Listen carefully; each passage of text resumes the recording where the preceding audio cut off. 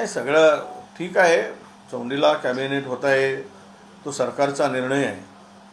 पण अहिल्याबाई होळकर मातोश्री यांच्या जयंतीच्या पर्वावर हे जर करताय असं म्हटलं तर यामध्ये राजकीय त्यांचा हेतू आहे.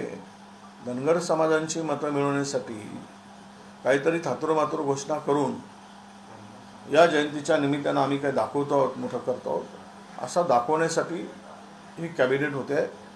खरं म्हणजे तुम्हाला निर्णय घ्यायचे होते अहिल्याबाई होळकरांच्या जन्मशताब्दी वर्षानिमित्त, तर तुम्ही मंत्रालयातही घेऊ शकले असते. चोंडीला जाण्याची गरज काय होती?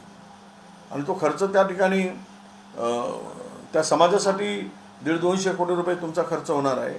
तो खर्च तिथे तुम्ही त्या समाजासाठी करता आला असता.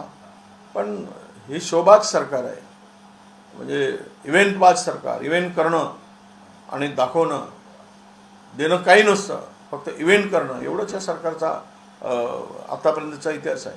हो, केंद्र सरकारनं आता ब्लॅक मॉकड्रिलची घोषणा केलेली आहे. सायरन वाजेल आणि त्यानंतर युद्धाचं मॉकड्रिल होतं. हे काही नाही.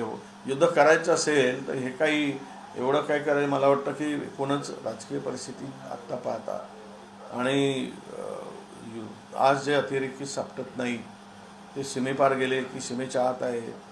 ज्याप्रमाणे 300 किलो आरडीएक्स आला आणि ते कोण आणले ते सापडले नाही. यातून एकदा स्पष्ट होते आहे की या सरकारला अतिरेकी का सापडत नाही आणि सुरक्षेचा प्रश्न का वाऱ्यावर सोडला.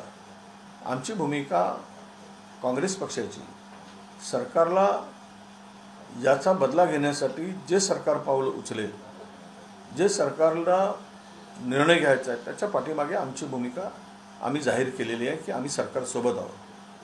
आणि अशा स्थितीमध्ये उद्या जर सरकारची भूमिका युद्धाची असेल तर त्यासाठी निश्चितपणे काँग्रेस पक्ष म्हणून आमची भूमिका त्यांना समर्थन देण्याचीच आहे. पण वेळ का घालवत आहे? आता तर सध्या चॅनलवरच युद्ध सुरू झालं आहे. काही चॅनलवाले आतापर्यंत पाकिस्तानातला अर्धा भाग जिंकून टाकलेले आम्हाला दिसत आहे. म्हणजे लाहोर वगैरे, रावळपिंडी वगैरे अतिक्रमण केलेत काही चॅनलनी आणि तो भाग त्यांनी जिंकलासुद्धा आहे. हे चॅनलवरच्या युद्धापेक्षा प्रत्यक्ष युद्ध करून पाकिस्तानला धडा शिकवण्याची गरज आहे आणि सरकारने ते तातडीनं करावं अशी आमची अपेक्षा आहे. आणि राहिला तो मॉकड्रिलचा विषय तर ठीक आहे, फक्त ते दिखावा होऊ नये. केवळ आम्ही दाखवत आहोत, आम्ही आता लढाई करतो, चढाई करतो, करा आणि संपवून टाका. इंदिराजींनी पाकिस्तानचे 2 तुकडे केलेले होते आणि पाकिस्तानला कराचीपर्यंत, पाकिस्तानच्या कराची लाहोरपर्यंत सैन्य घुसवले होते. ही ताकद त्या काळामध्ये होती. आता तर समृद्ध भाषा आपला देश म्हणतो. आम्ही सगळ्या युद्धासाठी आपल्या देशाकडे असलेली शक्ती जी आहे ती प्रचंड मोठी आहे. ती काय आता 5-10 वर्षात आलेली नाही, ते अनेक दिवसापासूनची आपली तयारी आहे. आणि भारत हा पाकिस्तानला, मला वाटतं की 140 कोटीचा हा देश आहे आणि भारताने सीमेवर सुसू केलं तरी वाहून जातील, एवढं त्यांची अवकात काय.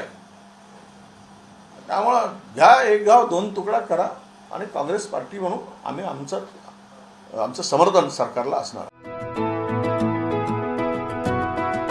25 वर्षांचा प्रदीर्घ अनुभव व अत्याधुनिक तंत्रज्ञान यांनी सुसज्ज असे पुण्यातील आकाश आय क्लिनिक व लेझर सेंटर. रोबोटिक पद्धतीने वेदनारहित मोतीबिंदू शस्त्रक्रिया, तेही विना टाका व विना इंजेक्शन. मेडिक्लेमची सुविधा व सेम डे डिस्चार्ज. लेसिक लेझरने चष्म्यापासून कायमची मुक्ती फक्त 10 मिनिटात. काचबिंदू, रेटिना, ड्राय आय, मायोपिया अशा अनेक डोळ्यांच्या विकारांवर उपचार म्हणजेच आकाश आय क्लिनिक आणि लेझर सेंटर.